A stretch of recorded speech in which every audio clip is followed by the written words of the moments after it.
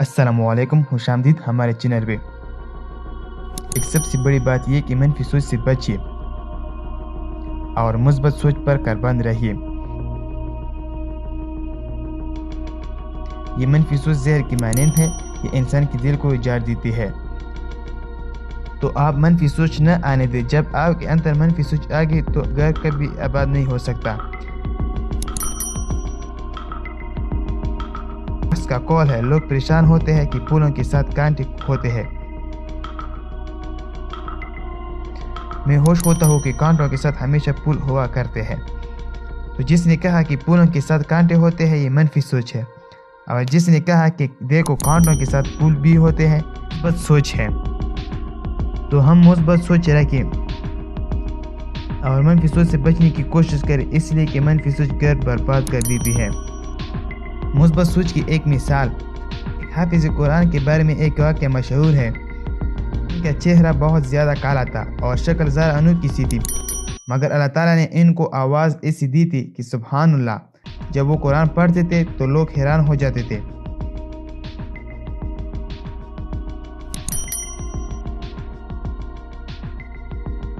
एक बहुत खूबसूरत लड़की थी, अल्लाह पाक ने इसकी सीने में कुरान पाक का इश्क रखा था। जब इसने उसका कुरान सुना तो इसने अपने माँ बाप से ख्वाहिश जाहिर की कि मेरा निकाह इनके साथ कर दिया जाए।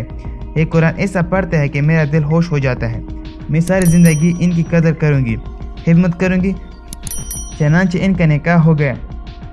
अब बीवी इतनी खूबसूरत के लाखों में एक और हवन की शक्ल इसी अनूठी भी लाखों में एक, मगर दिन की निस्बत पर रिश्ता हो गया, ज़िंदगी गुजारने लग गई।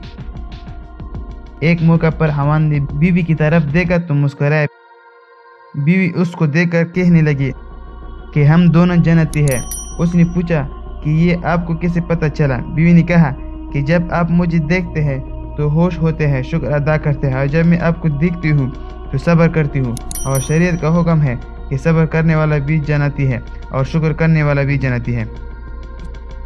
हमारी सोच के अमल एहसास हकीकत में उन फोटोग्राफर तस्वीरात की एक सीरीज़ होते हैं जो दिमाग के जरिए बहते हैं। जिस ही आप उन एरियाज़ को पढ़ते हैं, आपके जहन में तस्वीरात तश्कील पाते हैं। वो सब कुछ जो हम करते हैं, कहते हैं या तहरीर करते हैं, ख्वाब देखते हैं या महसूस करते हैं, वो सोचों की शक्ल में हमारे जहन में उभरते हैं। तो अगर आपको ये अच्छी लगी तो प्लीज़ चैनल को सब्सक्राइब करें और अपने दोस्तों के साथ शेयर करें।